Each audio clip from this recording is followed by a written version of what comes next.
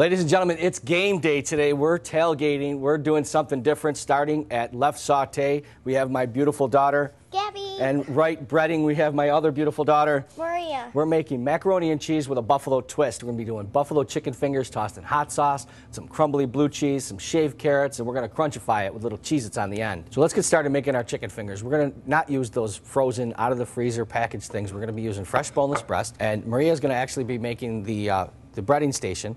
So you can crack that egg in there for me. We're using flour, a little milk, an egg, and some breadcrumbs. Really simple. It's really easy. The kids don't mind doing it. It gives them something to do. It keeps them active.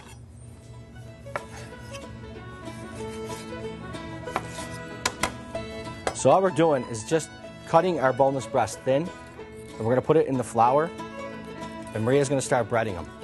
And the nice thing, if you've got a nice big group, you can make these in advance, and you actually could put them in the freezer and pull them out and throw them in the oven, bake them off, or cook them in the pan, just like a chicken cutlet. It's really simple. Okay, Maria did an amazing job breading the chicken. We're ready to put it in the saute pan, start browning it on both sides. Nice job breading it, Maria. It looks delicious. So, Gab, we're going to have our oil nice and hot. We're going to cook a few at a time. I'm not going to overwhelm you. You're an old pro at this, aren't you? Oh, definitely. There you go. Okay, we'll do 4. How do I know when to flip these? The chicken will create a crust around the outside, and that's when you're going to flip it. And then on the other side, it'll be nice and golden brown.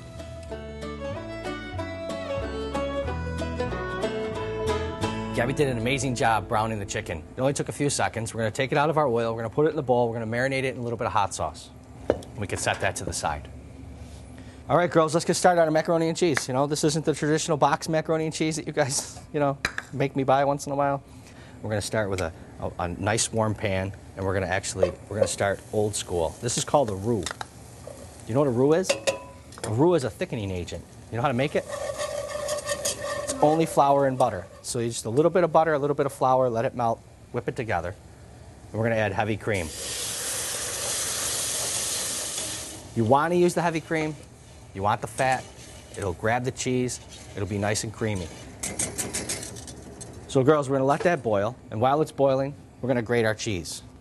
We're going to use white and orange cheddar.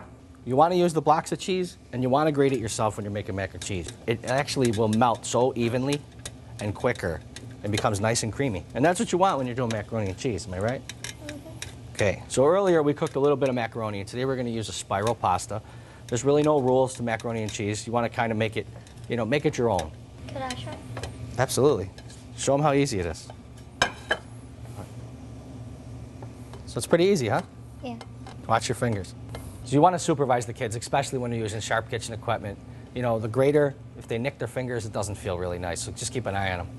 So as our sauce is getting nice and hot, our heavy cream is boiling, our cheese is grated, we're going to add the cheese to the milk, and we're going to let it get nice and creamy and fall in love.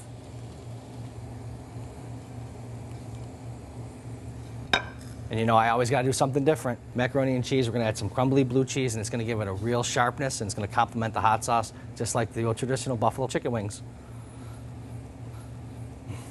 So Gabby, if you could season that with just a pinch of black pepper, kick it up just another notch.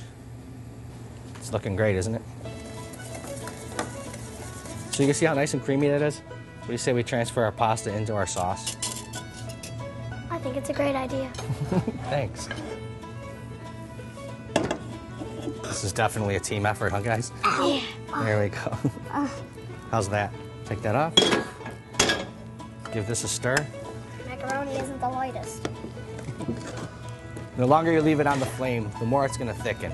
If you turn it off and let it sit for a few minutes, it'll get nice and creamy and thick and rich. It doesn't get any better than that.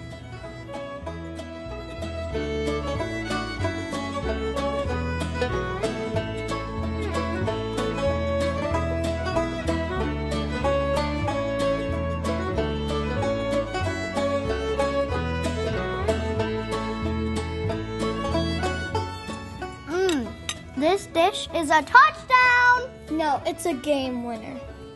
Come dine with me, Western New York.